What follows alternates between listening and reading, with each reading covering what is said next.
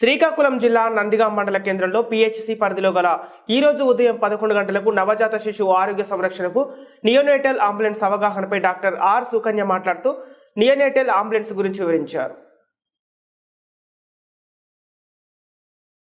పుట్టిన దగ్గర నుండి నెలలోపు పిల్లలు ఎటువంటి అస్వస్థతకు గురైనా ఎమర్జెన్సీ అయినా కూడా వెంటనే 108కి కాల్ చేసి సమాచారం అందిస్తే వెంటనే నియోనేటల్ అంబులెన్స్ అందుబాటులోకి వస్తుందని తెలియజేశారు. ఈ కార్యక్రమంలో CHO Dataram, PHN Nagamani, staff nurse Sushila, EMT Simhachalam మరియు 108 సిబ్బంది, వైద్య సిబ్బంది తదితరులు పాల్గొన్నారు. నెలలోపు పిల్లలు అన్నమాట.